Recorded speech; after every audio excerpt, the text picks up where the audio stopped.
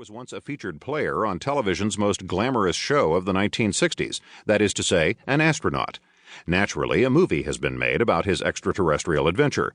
Former nominee George McGovern has hosted the popular television show Saturday Night Live. So has a candidate of more recent vintage, the Reverend Jesse Jackson.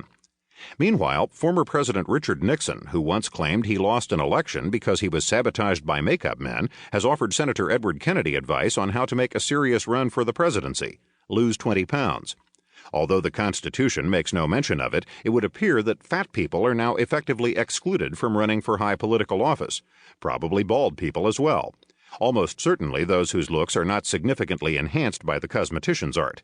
Indeed, we may have reached the point where cosmetics has replaced ideology as the field of expertise over which a politician must have competent control. America's journalists, i.e., television newscasters, have not missed the point. Most spend more time with their hair dryers than with their scripts, with the result that they comprise the most glamorous group of people this side of Las Vegas. Although the Federal Communications Act makes no mention of it, those without camera appeal are excluded from addressing the public about what is called the news of the day. Those with camera appeal can command salaries exceeding $1 million a year. American businessmen discovered long before the rest of us that the quality and usefulness of their goods are subordinate to the artifice of their display, that, in fact, half the principles of capitalism as praised by Adam Smith or condemned by Karl Marx are irrelevant. Even the Japanese, who are said to make better cars than the Americans, know that economics is less a science than a performing art, as Toyota's yearly advertising budget confirms. Not long ago, I saw Billy Graham join with Shecky Greene, Red Buttons, Dionne Warwick, Milton Berle, and other theologians in a tribute to George Burns, who is celebrating himself for surviving 80 years in show business. The Reverend Graham exchanged one-liners with Burns about making preparations for eternity. Although the Bible makes no mention of it, the Reverend Graham assured the audience that God loves those who make people laugh. It was an honest mistake. He merely mistook NBC for God. Dr. Ruth Westheimer is a psychologist who has a popular radio program and a nightclub act in which she informs her audiences about sex in all of its infinite variety and in language once reserved for the bedroom and street corners. She is almost as entertaining as the Reverend Billy Graham and has been quoted as saying, "I don't start out to be funny, but if it comes out that way, I use it. If they call me an entertainer, I say that's great. When a professor teaches with a sense of humor, people walk away remembering." She did not say what they remember or of what use their remembering is, but she has a point. It's great to be an entertainer. Indeed, in America, God favors all those who possess both a talent and a format to amuse, whether they be preachers, athletes, entrepreneurs, politicians, teachers, or journalists. In America, the least amusing people are its professional entertainers.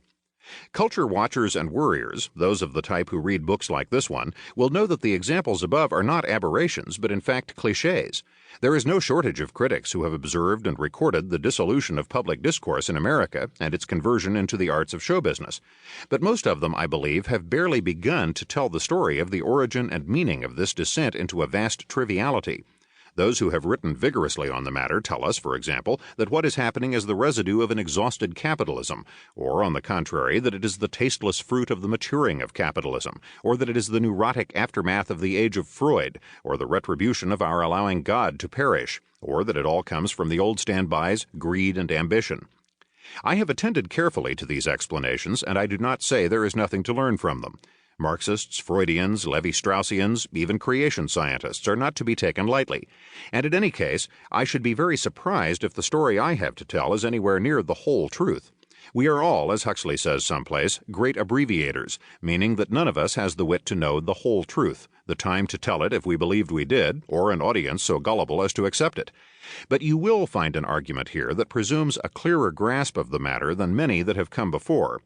Its value, such as it is, resides in the directness of its perspective, which has its origins in observations made 2,300 years ago by Plato.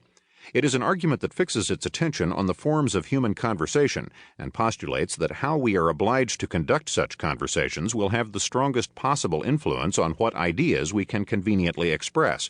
And what ideas are convenient to express inevitably become the important content of a culture. I use the word conversation metaphorically to refer not only to speech, but to all techniques and technologies that permit people of a particular culture to exchange messages.